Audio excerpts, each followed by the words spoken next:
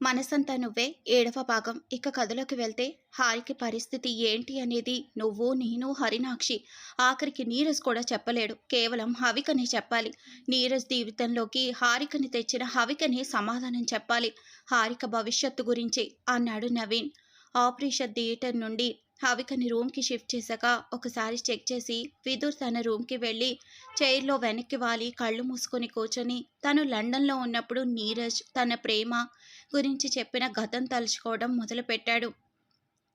హషి, ఇప్పుడు చెప్పండి, ఏదో చెప్పాలి అన్నారు.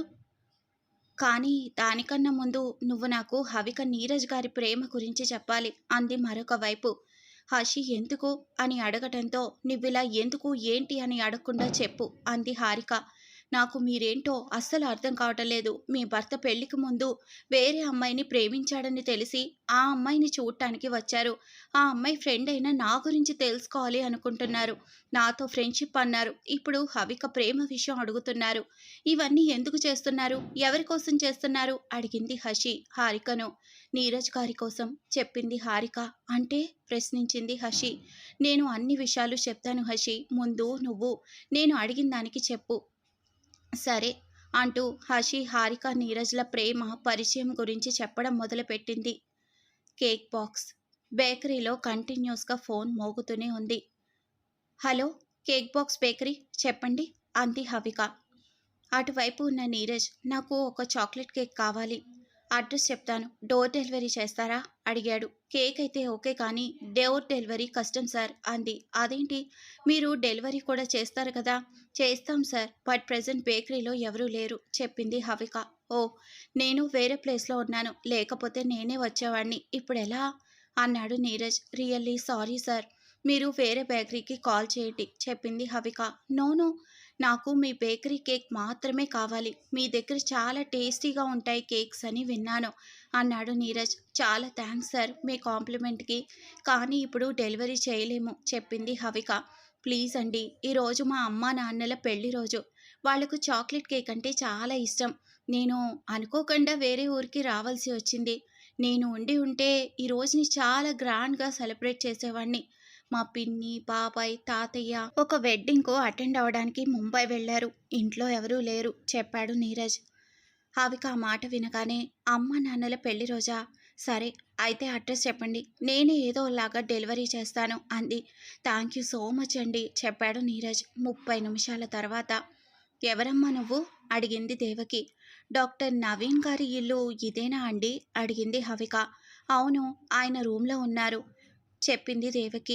ఒక్క 15 నిమిషాలు టైం ఇవ్వండి అంది హవిక. ఎందుకు అడిగింది దేవకి. చెప్తాను ఆగండి, మీరు కాసేపు మీ రూమ్లోకి వెళ్ళి రిలాక్స్ అవ్వండి అంది. ఎవరంటే చెప్పు, 15 నిమిషాలు టైం అడుగుతున్నావు, రిలాక్స్ అవ్వమంటావు ఏంటిది అంది దేవకి. మేడం ప్లీజ్, అన్నీ అర్థమవుతాయి మీకు, కాసేపు ఆగండి, మీరు లోపలికి వెళ్ళండి చెప్పింది హవిక. దేవకి లోపలికి వెళ్ళగానే హవిక బయటకు వెళ్ళి ముందే తీసుకొచ్చిన హౌస్ డెకరేషన్కి కావలసిన వస్తువులన్నీ తెచ్చింది. చిన్నాని కూడా తన వెంట తీసుకొచ్చింది. ఇద్దరూ కలిసి ఫాస్ట్గా డెకరేట్ చేసేశారు. హావికకు ఫోన్ రాగానే బయటకు వెళ్ళి ఒక 20 మంది పిల్లల్ని ఇంట్లోకి తీసుకువచ్చింది. చిన్న ఇదంతా చూసి, హావి అక్క అంతా ఓకేనా, ఇంకేమైనా చెయ్యాలా అడిగాడు. పర్ఫెక్ట్ చిన్న, ఇంకేమీ వద్దు. చూడండి పిల్లలు, ఇప్పుడు నేను ఒక ఆంటీని అంకుల్ని పిలుచుకొని వస్తాను. వాళ్ళు రాగానే అందరూ వాళ్ళకి హ్యాపీ వెడ్డింగ్ యానివర్సరీ అని చెప్పాలి, సరేనా? సరే అక్క. హావి వెళ్ళి డోర్ నాక్ చేసింది. దేవకి, నవీన్ బయటకు వచ్చారు. రాగానే ఇల్లంతా అందంగా డెకరేట్ చేయటం చూసి ఆశ్చర్యపోయారు. పిల్లలు అరుస్తూ happy wedding anniversary aunty uncle అన్నారు. ఒక చిన్న పాప వెళ్ళి దేవకి చేయి పట్టుకుంది. ఒక బుల్లి బాబు వెళ్ళి నవీన్ చేయి పట్టుకున్నాడు. ఇద్దరిని కేక్ దగ్గరకు తీసుకొచ్చారు. ఇంకొక చిట్టి పాప తన చిట్టి చేతులతో దేవకికు అందమైన గులాబీలతో చేసిన పూలదండ ఇచ్చింది. నవీన్కి కూడా అలాంటి దండనే ఇచ్చింది. వాళ్ళకేమీ అర్థం కాక ఆ పిల్లల్నే చూస్తున్నారు. మార్చుకోండి ఆంటీ అంది హవిక. దేవకి, నవీన్లు దండలు మార్చుకున్నారు. పిల్లలంతా హ్యాపీగా క్లాప్స్ కొట్టారు. చిన్న అన్నింటినీ ఫొటోస్ తీస్తున్నాడు. పెళ్లి రోజు శుభాకాంక్షలండి మీకు అంటూ విష్ చేసింది హవిక. థ్యాంక్స్ చెప్పారు దేవకి, నవీన్లు. కేక్ కట్ చేయండి అంది హవిక. కేక్ కటింగ్ అయ్యాక దేవకి, నవీన్ ఒకరికొకరు తినిపించుకున్నారు. నా పేరు హవిక అండి. వీళ్ళంతా ఆశ్రమంలోని పిల్లలు. మీ అబ్బాయి మా బేకరీకి కాల్ చేసి చెప్పాడు మీ పెళ్లి రోజు అని. అతను వేరే ప్లేస్లో ఉండడం వల్ల సెలబ్రేట్ చేయలేకపోతున్నాను అని చెప్పాడు. అందుకే మేమిలా ప్లాన్ చేశాము. తప్పుగా అనుకోకండి చెప్పింది హవిక. ఇప్పటి వరకు చాలా పెళ్లి రోజులు సెలబ్రేట్ చేసుకున్నాము. కానీ ఇది ఎప్పటికీ గుర్తుండిపోతుందమ్మా. చాలా చాలా థ్యాంక్స్ చెప్పాడు నవీన్. అవునమ్మా, చాలా బాగా చేశావు. కేక్ ఆర్డర్ చేస్తే డెలివరీ ఇచ్చి వెళ్ళిపోయే వాళ్ళని చూశాము కానీ నీలాగా మనా అనుకొని చూసుకునే వాళ్ళని చూడలేదు చెప్పింది దేవకి. పిల్లలు అల్లరి చేస్తూ మాకు కేక్ అంటూ అడిగారు. అయ్యో మీకు లేకుండానా, రండి అందరూ అంటూ దేవకి పిలిచింది. దేవకి, నవీన్ పిల్లలందరికీ కేక్స్ ఇచ్చారు. అందరూ తింటూ ఉంటే సంతోషంగా చూశారు. హవికని చూస్తే ఒక చిన్న పిల్లని ఒడిలో కూర్చోపెట్టుకొని కేక్ తినిపిస్తూ కనిపించింది. నువ్వేం చేస్తూ ఉంటావు అమ్మాయి అడిగాడు నవీన్. నా ఫ్రెండ్కు ఒక బేకరీ ఉంది అంకుల్, అందులోనే వర్క్ చేస్తున్నాను చెప్పింది హవిక. మీ అమ్మా నాన్న అడిగింది దేవకి. పిల్లల వైపు చేయి చూపించి వీళ్ళే నా ఫ్యామిలీ చిన్నాని చూపిస్తూ వీడు నా తమ్ముడు అంది. దేవకి, నవీన్కు చాలా బాధ అనిపించింది. కానీ హవిక అనాథ అని చెప్పకుండా పిల్లల్ని ఫ్యామిలీ అన్నందుకు హ్యాపీ ఫీల్ అయ్యారు. నువ్వెక్కడుంటావు అడిగింది దేవకి. నా ఫ్రెండుతోనే ఉంటాను. నేను తనకి కూడా వీళ్ళే ఫ్యామిలీ చెప్పింది. మా అబ్బాయి కేక్ డెలివరీ ఇవ్వమంటే నువ్వు ఇదంతా ఎందుకు చేసావు అడిగాడు నవీన్. సాధారణంగా మీ ఇంట్లో ఏ ఫంక్షన్ చేయాలన్నా అందరూ కలిసి చేసుకుంటారు. ఇప్పుడు కూడా మీ వాళ్ళంతా ఉండి ఉంటే ఇంతకన్నా గ్రాండ్గా డెకరేట్ చేసి గొప్ప వాళ్ళందరినీ పిలిచి ఘనంగా చేసేవాళ్ళు. ఈసారి మీ వాళ్ళంతా ఎవరి పనుల్లో వాళ్ళు ఉండడంతో చేయడానికి కుదరలేదు. కానీ మేము చేయాలి అనుకున్నా మాకు అమ్మ నాన్న లేరు. ఆశ్రమంలో పిల్లలు పుట్టినరోజు వస్తే కేక్ కటింగ్ చేసుకుంటాం కానీ అమ్మ నాన్న పుట్టినరోజులు పెళ్లి రోజులు మాకు తెలియదు కదా. అందుకే మాకు కూడా అలాంటి ఒక జ్ఞాపకం ఉంటే బాగుంటుంది అని పిల్లలంతా హ్యాపీగా ఫీల్ అవుతారని ఇలా చేశాను చెప్పింది హవిక. హవిక, నీ వయసుకు మించిన మనసు నీది. ఎప్పుడూ సంతోషంగా ఉండు అంది దేవకి. థ్యాంక్స్ ఆంటీ, ఇక మేము వెళ్తాము. అప్పుడైనా ఈరోజు మీకు లంచ్ ఇక్కడే చెప్పారు నవీన్. వద్దంకుల్, పిల్లలు ఎక్కువ మంది ఉన్నారు, మీకు ఇబ్బంది అవుతుంది అంది హవిక. నాకెలాంటి ఇబ్బంది లేదు. కావాలంటే నువ్వు కూడా సాయం చేయి నాకు వంటలో, పద కిచెన్లోకి అంటూ దేవకి హవికను కిచెన్లోకి తీసుకువెళ్ళింది. నవీన్ చిన్నపిల్లలందరికీ ఆడుకోవడానికి బొమ్మలు ఇచ్చి హాల్ అంతా ప్లే గ్రౌండ్ చేసేశాడు. చిన్న కూడా వాళ్లతో కలిసి ఆడుకుంటూ ఉన్నాడు. వంట అవ్వగానే పిల్లలందరినీ హాల్లో కూర్చోపెట్టి అందరికీ పెట్టారు. కొందరు వాళ్లే తింటూ ఉంటే కొంతమందికి దేవకి, హవిక ముద్దలు కలిపి నోట్లో పెడుతున్నారు.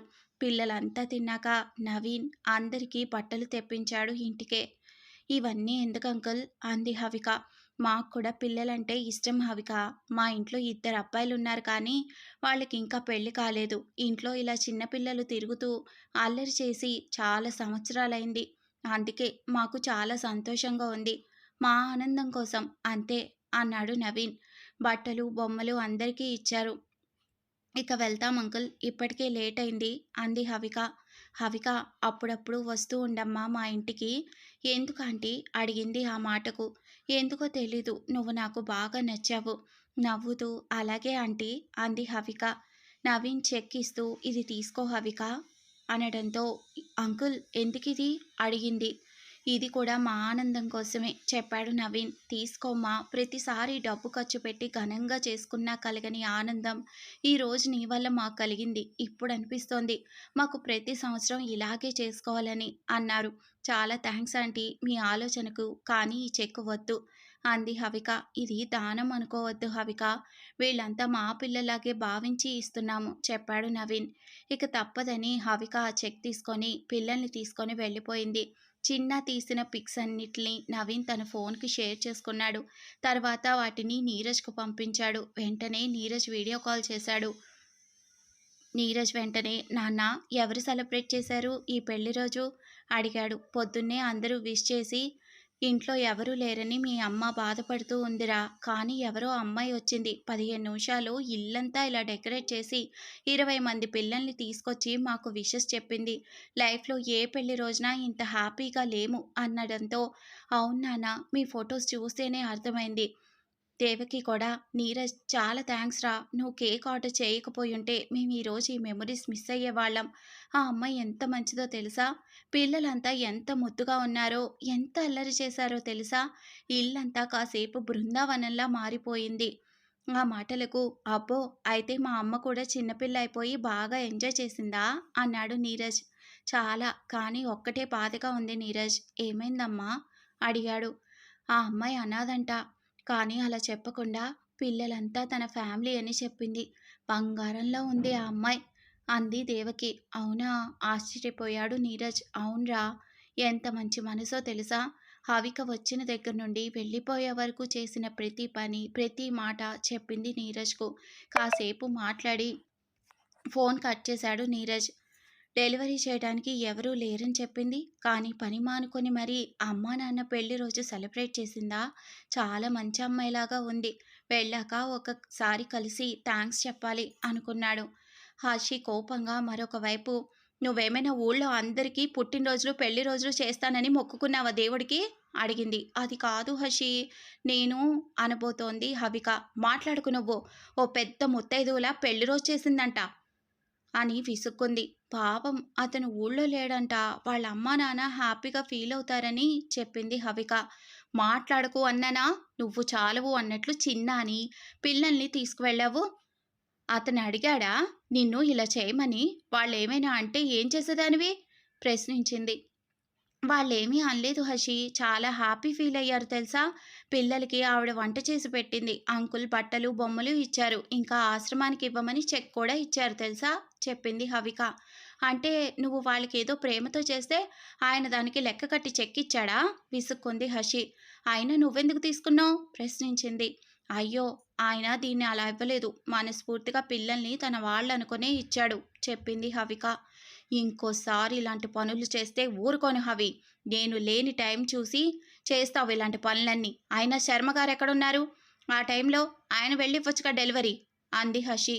"అది ఆయన" అంటూ నసుకుతుంటే, "నసుకుతావేంటి? చెప్పు" విసుక్కుంది హర్షి. "ఆయనకి పాపం ఏదో పని ఉండి వెళ్ళాడు" అంది హవిక. "పాపమంట పాపం. పనంతా నీ మీద వేసి ఆయన వెళ్ళిపోయుంటాడు" అంది హర్షి. "లేదు హర్షి, పెద్దగా పనేమి లేదు ఈరోజు." "చాలే ఆపు. ఈ అతి మంచితనమే వద్దు అని చెప్పేది. నువ్విలా మెత్తగా ఉన్నావని ఆ శర్మగారు అన్ని ఆటలు ఆడుతున్నారు. నేనుంటే బేకరీలోనే ఉంటాడు. నేను అలా వెళ్ళగానే మెల్లగా జారుకుంటారు. పని మొత్తం నువ్వే చేస్తున్నావు" అంది. "ఏదో పెద్దాయన, వదిలేయ్ హర్షి" అంది హవిక. "వదిలేయకపోతే నువ్వు ఊరుకుంటావా? ఇదేమైనా కొత్తనా మనకి? సర్లే పద వెళ్దాం" అంది హర్షి. వీళ్ళు ఇంటికి వెళ్తుండగా వస్తాడు శర్మ. "హరినాక్షి, నువ్వు ఈరోజు బేకరీకి వచ్చావేంటి?" అడిగాడు శర్మ. "ఏ రాకూడదా శర్మగారు?" "అలా కాదమ్మా, ఈరోజు కోర్టులో కేసుంది కదా అని." "ఉంది కదా అని హర్షి ఎలాగో ఈరోజు బేకరీకి రాదు. నేను వెళ్ళకపోయినా హవికినే పనంతా చేసుకుంటుంది అనుకున్నారా?" అడిగింది హర్షి. "అయ్యో అదేం లేదమ్మా" అన్నాడు శర్మ. "సర్లే, ఇంకెప్పుడు ఇలా మధ్యలో పని వదిలేసి వెళ్ళకండి. ఇక్కడే ఉండండి. ఇప్పుడే వస్తాను" అంది హర్షి. హర్షి బేకరీ లోపలికి వెళ్ళాక చిన్న బయటికి వస్తాడు. శర్మని చూసి హర్షి హవికను అరిచిన విషయం మొత్తం చెప్తాడు. "సారీ హవిక, నా వల్లే కదా హర్షి నిన్ను తిట్టింది" అన్నాడు శర్మ. "అయ్యో పర్లేదండి. అయినా నన్ను అది కాకపోతే ఎవరు తిడతారు" అంది హవిక. "ఇద్దరు సొంత అక్క చెల్లెళ్ళలాగా ఉంటారు. కానీ నువ్వొకలా, హర్షి ఒకలా ఉంటారు. నువ్వేమో ఎప్పుడు ప్రశాంతంగా ఉంటావు. తనేమో ఎప్పుడు సీరియస్గా ఉంటుంది. నువ్వు అందరి గురించి ఆలోచిస్తే తను నీ గురించి తప్ప ఇంకెవరి గురించి ఆలోచించదు. నువ్వు అందరినీ ప్రేమతో పలకరిస్తావు. కానీ హర్షి ఎవ్వరినీ పట్టించుకోదు. నీకు జాలి, దయ ఎక్కువ. కానీ హర్షి ఎప్పుడూ అందరితో కటువుగా ఉంటుంది" అన్నాడు. "మీరు హర్షిని తప్పుగా అర్థం చేసుకున్నారు శర్మగారు. నేనెలా ఉంటాను అని మీరు ఇంతసేపు చెప్పారో హర్షి కూడా అలాగే ఉంటుంది. కానీ బయట కాదు. తన లోపల అలా ఉంటుంది. నాలాగా బయటపడదు. అంతే తేడా మా ఇద్దరికీ" అంది. "ఇప్పుడు అది నన్ను అరిచినా నేను వెళ్ళి వాళ్ళకి ఊరికే సెలబ్రేట్ చేసినందుకు కాదు. పోయినసారి ఇలాగే ఒక పాప బర్త్‌డేకి పిల్లలతో వెళ్ళి నేను విష్ చేయిస్తే వాళ్ళ అమ్మా నాన్నల్ని తిట్టింది. వెధవల్నంతా వేసుకొని వచ్చావేంటి మా ఇంటికి అని. అప్పుడు పిల్లలు చాలా బాధపడ్డారు. అది తెలిసి అందరికన్నా ఎక్కువ బాధపడింది హర్షినే. కానీ ఎవరికీ చెప్పలేదు. ఇలాంటివి ఎప్పుడు చేయకు అని మాత్రమే నాకు చెప్పింది. ఎప్పుడు బేకరీలో పనంతా నేనే చేసి అలసిపోతానేమో అని మిమ్మల్ని కూడా పనిచేసే టైంలో బయటికి వెళ్ళొద్దు అంటుంది. అంతేకాని మీ మీద గౌరవం లేక కాదు. ఆ చెక్ తీసుకున్నందుకు అరిచింది కానీ తానెప్పుడూ చెప్తూ ఉంటుంది. మనం ఒకరి సహాయం ఊరికే పొందకూడదు అని. ఒకరి సానుభూతి మనకి అవసరం లేదు అని. అందుకే చెక్ ఎందుకు తీసుకున్నావు అని అడిగింది. ఆ డబ్బులు ఆశ్రమానికే కదా ఉపయోగపడుతుంది అన్నాడు శర్మ. ఆ చెక్ లేకపోయినా ఆశ్రమానికి కావలసిన డబ్బంతా చాలా సంవత్సరాల నుండి హషీనే ఇస్తోంది.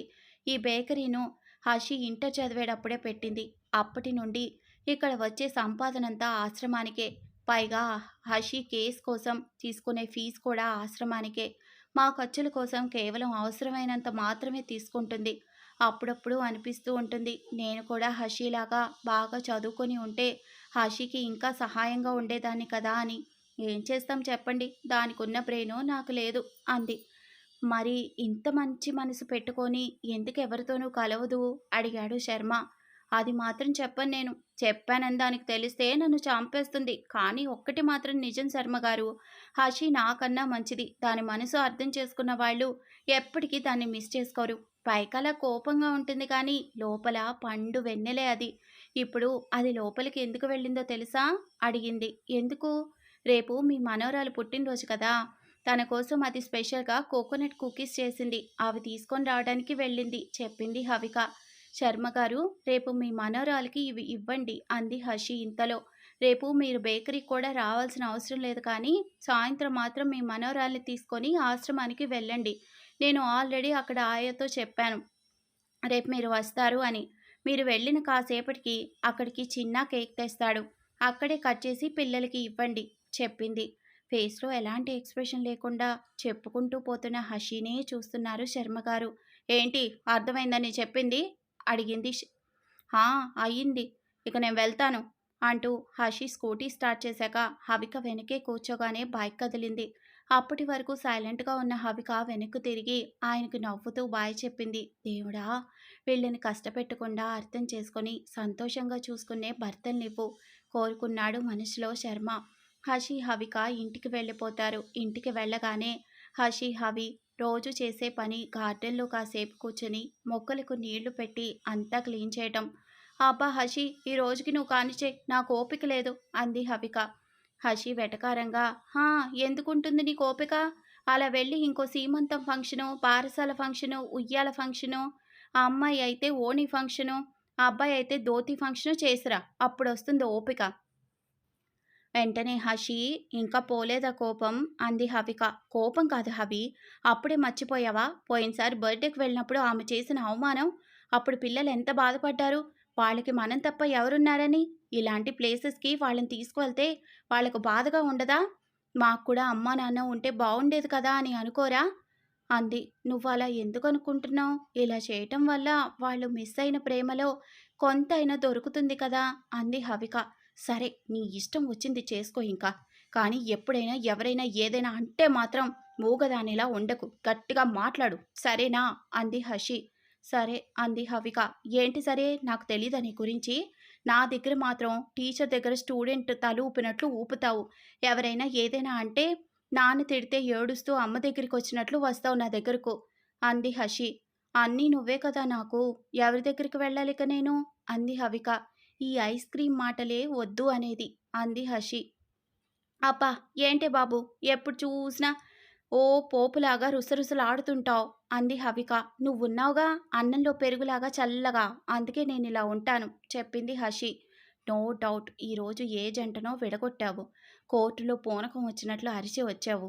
ఆ పూనకం ఇంకా తగ్గక నా మీద పడ్డావు అంతేనా అంది హవిక. కొంచెం అలాంటిదేలే అంది హషి. ఏమైంది ఈరోజు అడిగింది హవిక. ఎప్పుడు ఉండేదే, ప్రేమించి పెళ్లి చేసుకున్నారు. పెళ్లి తర్వాత ఒకరి గురించి ఒకరికి నిజాలు తెలిసాయి. నన్ను మోసం చేశాడు అని అమ్మాయి, మోసం చేసింది అని అబ్బాయి కొట్టుకుంటూ విడిపోయారు చెప్పింది హషి. అయినా నీ దగ్గరికి వచ్చిన వాళ్లకు కాస్త గడ్డి పెట్టి ఎందుకు విడిపోతారు? ఒకరినొకరు అర్థం చేసుకోండి, కలిసి ఉండండి అని చెప్పకుండా ఎప్పుడెప్పుడు కేసు గెలిచి విడాకులు ఇప్పించాలా అని చూస్తావెందుకు అడిగింది హవిక. పాపం తగులుతుందే నీకు, దేవుడు వేసిన ముడిని వేరు చేస్తే అంది. వెంటనే హషి, నిజమా అయితే ఆ దేవుడికి చెప్పు, ముడివేసేటప్పుడు వీళ్ళు ఒకరికొకరు సరిపోతారా? అన్యోన్యంగా ఉంటారా? అర్థం చేసుకుంటారా? ఎప్పుడైనా గొడవలొస్తే విడిపోతారా? ఎలాంటి అరమరికలు లేకుండా సంతోషంగా ఉంటారా? ఇవన్నీ ఆలోచించి అప్పుడు వెయ్యమను. నువ్వు చెప్తున్న సో కాల్డ్ బ్రహ్మముడి అంది హషి. అవన్నీ ఆయన చేయటే మనుషులైన మనమే మన బంధాల్ని నిలుపుకోవాలి చెప్పింది హవిక. బంధం మోయలేనంత బరువుగా ఉన్నప్పుడు ఎందుకు మోయాలి? ప్రశ్నించింది హషి. బంధం బరువుగా ఉండి మోయలేకుండా ఉన్నప్పుడే దాన్ని నిలుపుకునే మన ప్రయత్నంలో దాని విలువ తెలుస్తుంది. తేలిగ్గా ఉన్నప్పుడు తెలీదు అంది హవిక. చాలు హవి, ఇలాంటి మాటలు సినిమాల్లో కథల్లో బాగుంటాయి కానీ లైఫ్లో కాదు అంది హషి. వెంటనే హవిక, హషి, ఎవరో ఒకరి జీవితం అలా అయిందని అందరి జీవితాలు అలా ఉండవు అంది. ఓ అవునా, అమ్మ జీవితం ఎలా అయిందో నీకు కూడా తెలుసు కదా, మరి అమ్మకెందుకు ఈ పరిస్థితి? నువ్వన్నట్లు మనుషులము మనమే బంధం నిలుపుకోవాలిగా, నాన్నెందుకు నిలుపుకోలేదు? దేవుడు వేసిన ఆ బ్రహ్మముడిని ఎందుకు తెంచేశాడు? ఆవిడకు ఆ మాత్రం పెళ్లి విలువ తెలుసుంటే తనే ఒప్పుకోవచ్చుగా, అమ్మకెందుకు అన్యాయం చెయ్యాలి? అమ్మ గురించి తలుచుకోగానే హషీకు ఏడుపు తన్నుకొచ్చింది. హవిక వెంటనే, హషి ప్లీజ్ ఊరుకో, తప్పు నాదే, అనవసరంగా నీకు అమ్మని గుర్తు చేశాను, నీకెలా అనిపిస్తే అలాగే చెయ్యి, నేనిక ఏమీ అడగను, ఊరుకో హషి అంటూ ఓదార్చింది హవిక. కాసేపటికి ఇద్దరూ నార్మల్ అయ్యారు. మరొక వైపు దేవకి, ఎలా అయింది మీటింగ్ నీరజ్ అడిగింది. బాగా జరిగిందమ్మా. ఏంటోరా, ఇంట్లో ఎప్పుడూ మనుషులు ఉండి మాట్లాడుతూ సడన్గా అందరూ బయటికి వెళ్ళిపోయేసరికి ఈ 4 రోజులు నాకేమీ తోచలేదు అంది. అలా అంటే ఎలాగమ్మా అన్నాడు నీరజ్. వెంటనే నవీన్ కూడా, రే నీరజ్, మీ అమ్మ ప్లాన్ నీకు ఇంకా అర్థమైనట్లేదు. ప్లాన్ ఏంటి అన్నాడు నీరజ్. ఏమీ లేదు నీరజ్, నీకు పెళ్లి చేస్తే కోడలి పిల్ల వస్తుంది కదా అని. ఓహో, ఇప్పుడు నీకు ఇంట్లో బోర్ కొట్టకుండా ఉండడానికి నేను పెళ్లి చేసుకోవాలా అన్నాడు నీరజ్. మెల్లగా నీరజ్ పక్కన కూర్చొని, అది కాదు నీరజ్, మొన్న పెళ్లి రోజున ఆ చిన్న పిల్లలు వచ్చి వెళ్ళినప్పటి నుండి నాకు ఈ ఇంట్లో కూడా ఒక చిన్న బిడ్డ తిరుగుతూ ఉంటే బాగుంటుంది అనిపిస్తుందిరా చెప్పింది దేవకి. అప్పుడే ఎందుకమ్మా, ఇంకొన్ని రోజులు ఆగు, తర్వాత నేనే నిన్ను అడుగుతాను అన్నాడు. అదేమీ కుదరదు అంది దేవకి. అమ్మా ప్లీజ్, నాకు ఇంకా కొద్ది రోజులు టైం ఇవ్వు, తర్వాత నువ్వు ఏ అమ్మాయిని చేసుకోమన్నా చేసుకుంటాను, ఓకేనా అన్నాడు. తప్పకుండా చేసుకుంటావా అడిగింది ఆశగా. తప్పకుండా, ఇప్పటికైతే నన్ను వదిలే అన్నాడు. దేవకి నుంచి తప్పించుకొని ఫాస్ట్గా బయటికి వచ్చి ఆఫీస్కి స్టార్ట్ అయ్యాడు నీరజ్. మరొక వైపు హషి, ఈరోజు చాలా కేక్ ఆర్డర్స్ ఉన్నాయి అంది హవిక. సరే పద వెళ్దాం, నాకు కూడా ఈరోజు కోర్ట్ పనులు ఏమీ లేవు. ఇద్దరూ వెళ్లారు. నిన్నంతా వర్క్ చేసావు కదా, ఈరోజు నేను వెళ్తాను కిచెన్లోకి, నువ్వు ఇక్కడే ఉండు అంది హషి. సరే, ఏదైనా అవసరం ఉంటే నన్ను పిలు. సాయంత్రం వరకు కేక్స్ చేసి కస్టమర్స్ వస్తే సేల్ చేసి ఇద్దరూ అలసిపోయి కూర్చున్నారు. అవి మంచి టీ తాగాలనుంది, చేసుకొని రావా ప్లీజ్ అంది హషి. సరే తెస్తా ఉండు. ఆఫీస్లో వర్క్ అవగానే ఇంటికి బయలుదేరిన నీరజ్కు కేక్ డెలివరీ చేసిన అమ్మాయి గుర్తొచ్చింది. ఒకసారి పలకరించి థ్యాంక్స్ చెప్దామని కార్ బేకరీ వైపు పోనిచ్చాడు. దారిలో ఒక చిన్న రోజ్ బొకే తీసుకున్నాడు. ఎక్స్క్యూజ్ మీ, చెప్పండి ఏం కావాలి అంది హషి. అది ఇక్కడ కేక్ డోర్ డెలివరీ ఎవరు చేస్తారండి అడిగాడు నీరజ్. ఇంకెవరు డెలివరీ బాయ్స్ చేస్తారు చెప్పింది హషి. కాదండి, ఎవరో ఒక అమ్మాయి కూడా చేస్తుంది కదా అడిగాడు నీరజ్. హషి అనుమానంగా, నువ్వు ఆ రోజు ఫోన్ చేసి మీ పేరెంట్స్ వెడ్డింగ్ డే అని చెప్పిన అబ్బాయివా అడిగింది. హా అవును, అది నేనేనండి అన్నాడు నీరజ్. ఓ, అయితే ఆ డెలివరీ చేసిన అమ్మాయిని నేనే అంది హషి. మీకు చాలా థ్యాంక్స్ అండి, నేను చెప్పగానే మీకు వీలు లేకున్నా కూడా వెళ్ళి మా అమ్మా నాన్న పెళ్లి రోజుని అంతమంది పిల్లలతో సెలబ్రేట్ చేసినందుకు చెప్పాడు నీరజ్. ఈ బొకే నా కోసమేనా? హా అవునండి. మరి మీ దగ్గరే పెట్టుకున్నారే, ఇవ్వండి. నీరజ్ ఇవ్వకముందే బొకే లాక్కుంది. మా అమ్మ అయితే చాలా హ్యాపీ అండి మీ వల్ల, అందుకు కూడా థ్యాంక్స్ అన్నాడు నీరజ్. ఇన్ని థ్యాంక్స్లు ఎందుకండి అడిగింది హషి. మీకెన్ని చెప్పినా తక్కువే అండి అన్నాడు నీరజ్. ఓ అవునా, సరే అయితే నేను మీకోసం ఇంత చేశాను కదా, మీరు కూడా నా కోసం ఒక హెల్ప్ చేస్తారా అడిగింది హషి. ఓ తప్పకుండా, చెప్పండి ఏం చేయాలి అన్నాడు.